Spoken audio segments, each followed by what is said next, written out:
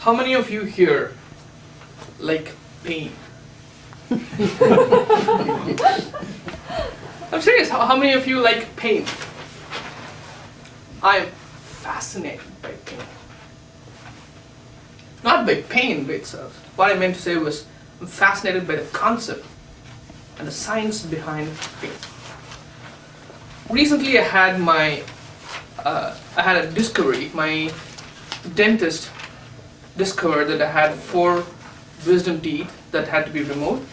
So I went to him and then he said, okay, let's do it before the Thanksgiving holidays so that you can enjoy your Thanksgiving holidays recovering from this injury or the surgery. So I did. And I was really, really surprised to find that of the 7 different medications that he was going to give me, 6 of them was to manage pain. That sentence itself caught me off guard. He was going to manage my pain. But thanks to him, I really enjoyed the science behind what happened there. I want to explain to you what are the pain medications he gave me and what are the different types of pains that we feel, and what is the scientific advancements that help us manage the pain.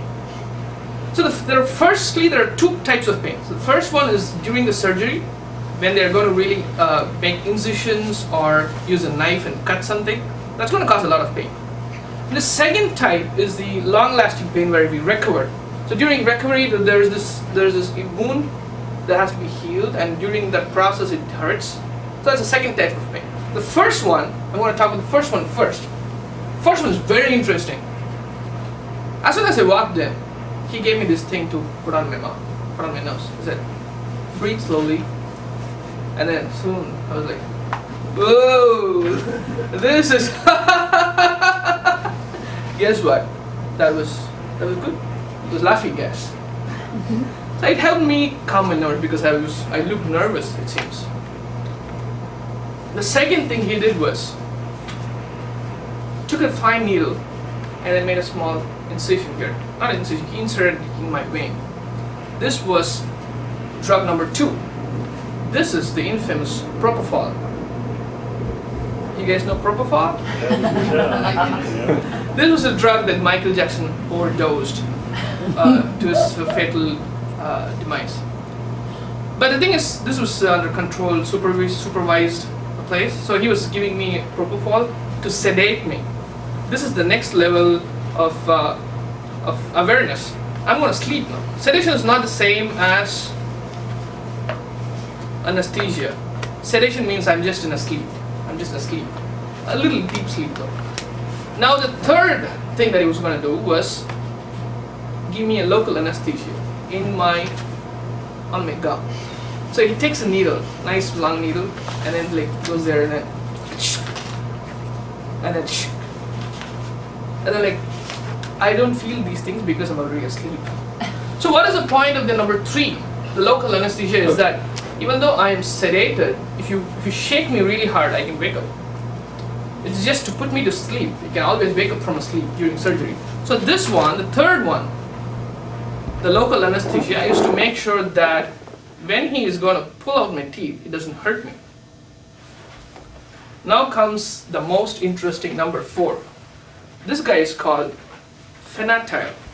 I was so interested in knowing about this. So what happens is, after he gave me my local anesthesia, he can always pull out my teeth, and I won't feel it mostly. But the thing is, there were some complications in my teeth, and he had to drill deep, like.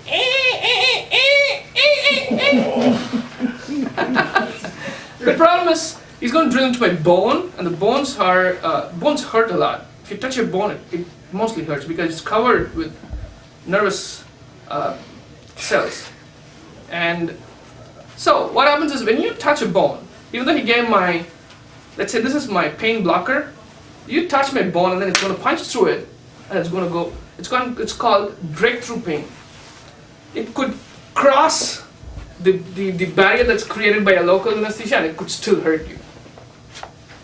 So even though he's given my local anesthesia, if he starts touching my bone, I could wake up out of my sedation and I could be screaming in the middle of the surgery. So he uses phenytoin. This amazing drug, all it does is it stops only the breakthrough pain. So when it breaks through, it uses a different channel to send the impulses to my brain, it seems, to make me feel the hurt. So that's the fourth drug. Amazing, isn't it? With all these drugs, I'm completely out.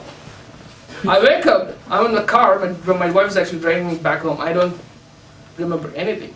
Part of the amazing thing about one of these drugs, the phenytoin, is it also causes temporary amnesia. So even if I was hurt or was screaming pain, I wouldn't remember. So that was during the procedure. Now comes the second part. That's the recovery time. So what happens here? I'm going to be in pain for about a week. And sometimes I could be hurting a little bit more than my comfort zone. So most of the time I'm under the drug called Motrin, or the ibuprofen, as you might know. So this is a general painkiller that we might take even for other bruises or any of those muscle pains.